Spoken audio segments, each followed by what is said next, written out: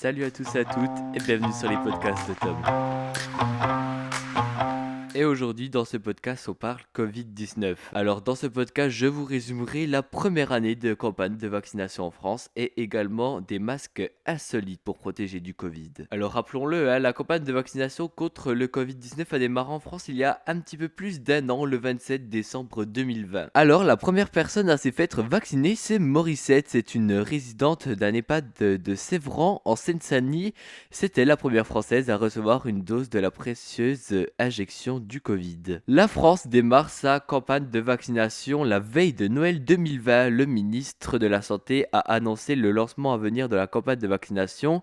Il y aura d'abord 2 ou 3 établissements pour personnes âgées dès dimanche. L'un sera situé du côté de Paris, détaille à l'époque Olivier Véran. Et c'est le 27 décembre que toutes les premières injections sont donc réalisées. Alors à l'époque, il n'y avait qu'un seul vaccin qui était autorisé, c'était celui du Pfizer. Il a été validé par l'Agence européenne du médicament le 21 décembre, puis autorisé par la Haute Autorité de Santé dans la foulée. C'est ainsi que le 14 janvier, le Premier ministre annonce finalement l'ouverture des premiers centres de vaccination en ville. À ce moment-là, seules les personnes de plus de 75 ans pouvaient aller dans ces centres de vaccination pour se faire vacciner. À ce moment-là, moins de 500 000 personnes sont alors vaccinées. De plus en plus de vaccins sont autorisés avec l'entreprise pharmaceutique Moderna. Elle obtient donc à son tour le 6 janvier une autorisation de mise sur le marché de son vaccin en Europe. Alors cela permet de proposer quelques centaines de milliers de doses supplémentaires. Et c'est que quelques jours plus tard, c'est au tour du vaccin AstraZeneca d'entrer en scène grâce à une autorisation de l'Agence européenne des médicaments. Et c'est enfin le 12 mars que le vaccin Janssen, qui ne nécessite qu'une seule injection, est autorisé par la Haute Autorité de Santé. La campagne de vaccination s'ouvre aux plus de 50 ans avec comorbidité le 19 février. Et c'est début mars, près de 2 millions de Français sont entièrement vaccinés. C'est alors que le 15 mai, alors que la vaccination s'ouvre en pharmacie, que le vaccin AstraZeneca est suspendu par précaution. Le vaccin AstraZeneca a été suspecté de provoquer des effets secondaires graves. Le vaccin AstraZeneca fera son retour quelques jours plus tard après examen, mais une utilisation réduite aux plus de 55 ans. Et c'est fin mai que tous les Français de plus de 18 ans peuvent recevoir le vaccin.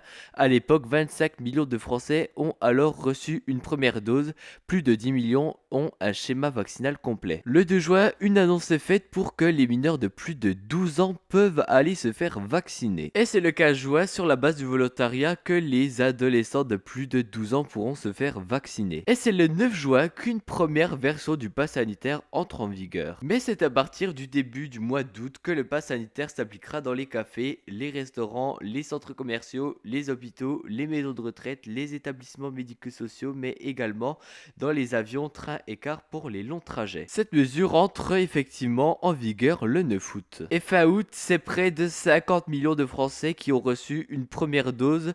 Plus de 40 millions sont entièrement vaccinés, parmi eux les soignants pour qui le vaccin est devenu une obligation au 30 août. Et c'est le 13 septembre que la campagne de rappel a donc ouvert officiellement pour les résidents des EHPAD. Elle s'étend ensuite en ville. C'est le 9 novembre en effet pour accélérer cette campagne de rappel qui patine. Le chef de l'État serre la vis. À partir du 4 décembre, il vous faudra justifier d'un rappel pour prolonger la validité de votre passe sanitaire, annonce le président de la République dans une allocution. La campagne de rappel s'élargit et les moins de 11 ans peuvent se faire vacciner début décembre. Cette campagne de rappel s'élargit d'abord aux plus de 50 ans, puis aux plus de 18 ans. À la mi-décembre, les enfants de 5 à 11 ans considérés comme à risque peuvent pour la première fois se faire vacciner. Et c'est ensuite que les enfants de 5 à 11 ans qui ne présentent aucune pathologie particulière qui pourront se faire vacciner. En cette fin d'année 2021, la France compte donc plus de 52,5 millions de personnes ayant reçu au moins la première dose, plus de 51 millions ayant reçu un schéma vaccinal complet, autour de 22 millions ayant reçu leur dose de rappel. Selon l'OMS, la vaccination a permis de sauver 500 000 personnes en Europe et près de 40 000 en France. Alors des masques, il y en a de couleur bleue, noire, rose, multicolores, il y en a de toutes les couleurs, mais alors celui-là il est pas mal.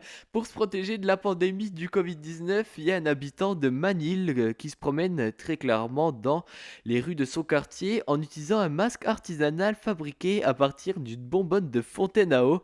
Alors franchement, je vous mets en story Insta Insta la photo tom.brni. Alors franchement, c'est à mourir de rire. Alors le mec, il est complètement fou. Le mec, il s'est dit pourquoi pas je fais un masque de protection à partir d'une pièce mécanique de voiture. Je vous mens vraiment pas. Ça s'est passé dans la capitale de l'Ouganda le 1er avril 2020. Le mec, c'est très comment un fou. Je sais pas comment il a fait pour bricoler ça. Bien sûr, je vous mets la photo en story Insta tom.brni. Moi, je me dis vraiment, il y a des gens qui s'amusent à faire des masques de protection avec n'importe quoi, avec une bonbonne d'eau, avec une pièce de mécanique. Après, ça va être quoi avec une chaussette? Vraiment, je ne sais pas. Je viens de trouver une pépite, ça se passe en Italie. Un mec qui s'est dit, je vais prendre un masque Décathlon. Alors, je rigole vraiment pas.